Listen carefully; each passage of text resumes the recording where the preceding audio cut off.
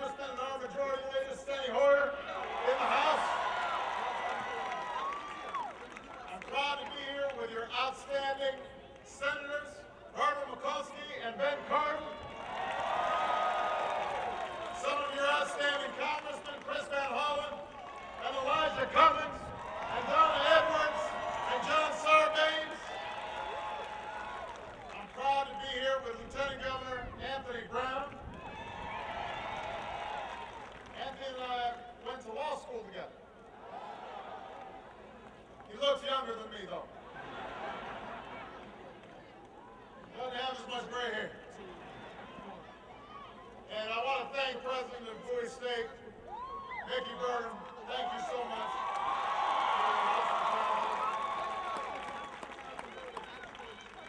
Now, let me say up front a few words about Martin. Here's a man who made tough choices in tough times to move Maryland forward. His rock-solid support for public education has made Maryland schools the best in America 2 years in a row. The best in America. Not the best on the East Coast. Not the best in the Mid-Atlantic states, the best in America. His innovative policies have helped drive violent crime down to its lowest level since 1975. His smart leadership helped turn around Chesapeake Bay. And thanks to decisions that he made along with my good friend Tim Kaine in Virginia, the blue crab population's up 60% over last year. And that's good news to folks who make their living on the bay, and it's good news to folks who like good eating. So Martin's been a great governor for a great state, which is why I hope you are fired up in these last few weeks. I hope you're ready to fight for Martin so he can keep fighting for you. Because there's an election coming up. It's going to say a lot about the future. Your future, but also the future of this country. Now, I love you back.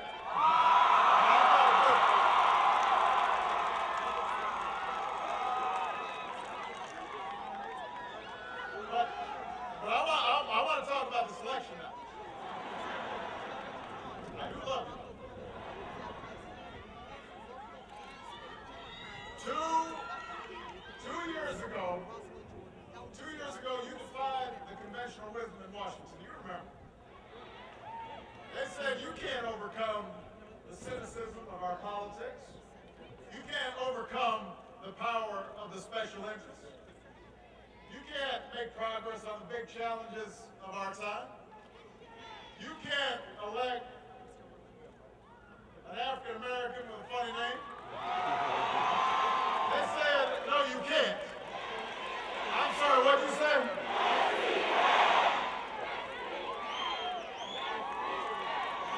You said, yes, we can.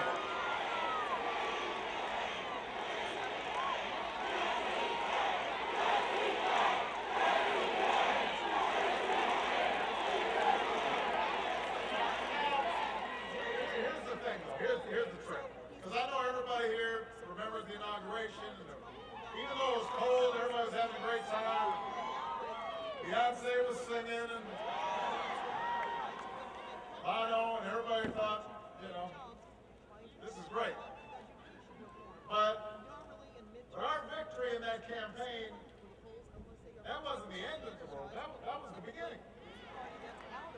The campaign by itself didn't deliver the change that we needed. It just gave us the chance to make change happen. And it made each of you shareholders in the mission of rebuilding our country and reclaiming our future. And I'm back today 2 years later because the success of that mission is at stake. We've got a lot at stake right now. On November 2nd, I'm going to need you just as fired up as you were in 2008.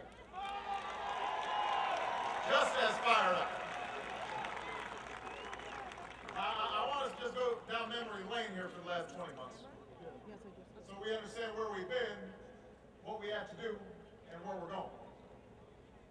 After that last election, it was my hope that we could pull people together, Democrats and Republicans, because we had to confront the worst economic crisis since the Great Depression. The worst, by far, in most of our lifetimes. Because although we're proud to be Democrats, we're prouder to be Americans. We want to bring everybody together. And I know there are plenty of Republicans who feel the same way in this country.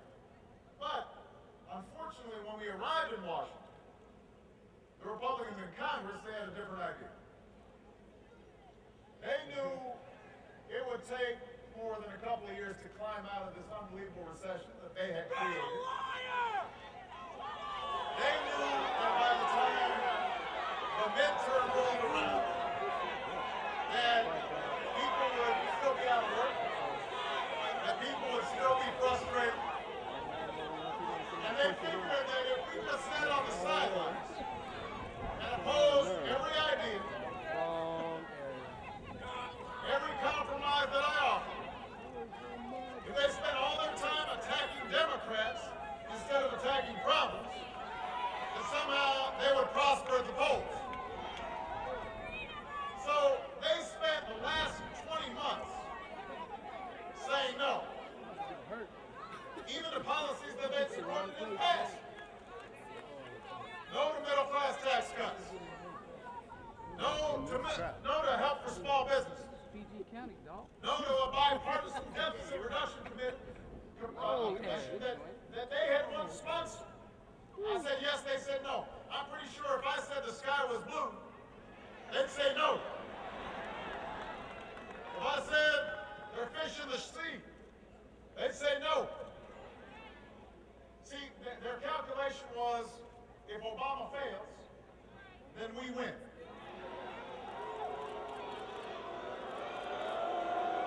That was their calculation.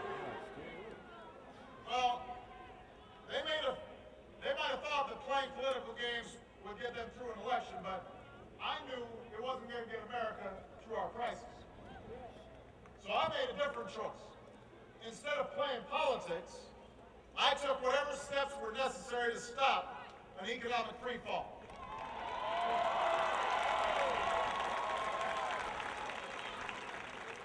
I did what we needed to do, even if it wasn't popular, even if it wasn't easy. Because y'all did not elect me to do what was easy. You didn't elect me to spend all day looking at the polls and figure out how to keep me in office. You elected me to do what was right. That's why you elected me, to do what's right.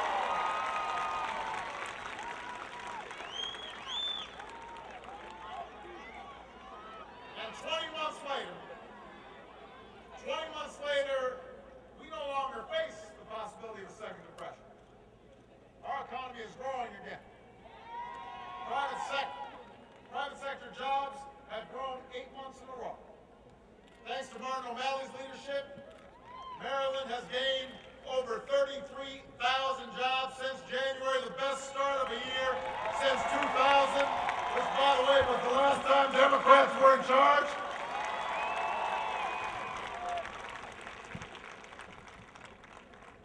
There are 3 million Americans who wouldn't be working today if it weren't for the economic plan we put in place. But the truth is, we've still got a long way to go. We all know that. The hole we were in was so deep. There are still millions of Americans without work. There are still millions of families who can barely pay the bills or make a mortgage. Middle-class families who were struggling even before the crisis hit. And now they're just treading water. So of course people are frustrated. People are impatient with the pace of change. They want things to move a little quicker. I understand that. I'm impatient too. But the other side, they don't have an answer. All they've decided to do is to ride that frustration and that anger all the way to the ballot box. And right now you've got pundits who are saying, well, the other party supporters are more excited. They're saying they're going to turn out at higher levels.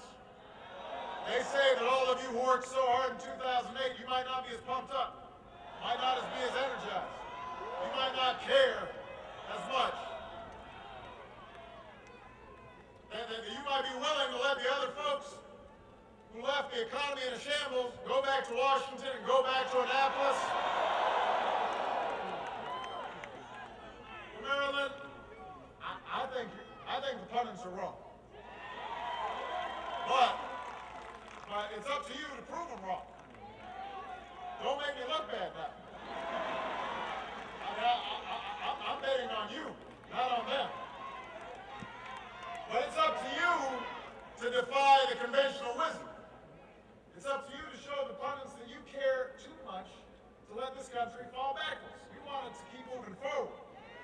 That you're ready to fight for our future. So make no mistake, this election is a choice. And that choice could not be clearer. I mean, think about it. This is not as if candidates in the other party were offering new ideas. They didn't go meditate and say, boy, we really messed up. Let's try to figure out if we can do some things better. That's not what happened. It's not as if they've changed their agenda since the last time they ran Washington or the last time they ran Annapolis. In fact, the chairman of one of their campaign committees promised that if Republicans take control of Congress, they will follow the exact same agenda they pursued during the last administration. That's what they said. And we all know what that agenda was. Basically, you've been there, done that. Basically, what they're saying is, we're going to cut taxes mostly for millionaires and billionaires. Then we're going to cut regulations for special interests. We're going to cut back on investments in education, and clean energy, and research and technology. And basically the idea is if we just put blind faith in the marketplace, and if we let corporations play by their own rules, and we leave everybody else to fend for themselves, then America is going to somehow grow and prosper. What does the young lady say? Been there, done that. I mean, there's a problem with their approach, which is we tried it, and it didn't work. It didn't work for middle-class families who saw their incomes fall by 5% when they were in power. Middle-class incomes fell. That's not, don't take my word for it. That's the Wall Street Journal. Meanwhile, your cost for everything from health care to college tuition went up when they were in charge. Job growth, when they were in charge, was slower than any time since World War II. Think about that. They weren't creating jobs. They're going around talking about jobs now. They had 8 years.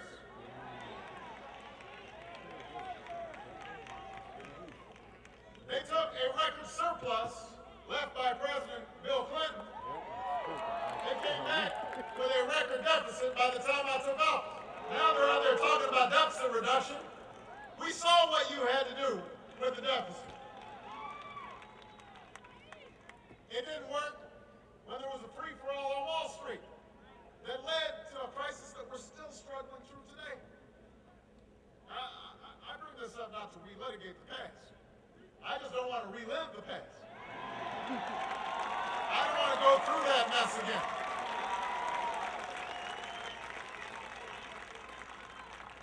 That's the philosophy the other side wants to bring to Washington and wants to bring to Annapolis if they win in November. That's the philosophy that Martin's opponent espouses. Republicans might have given it a new name.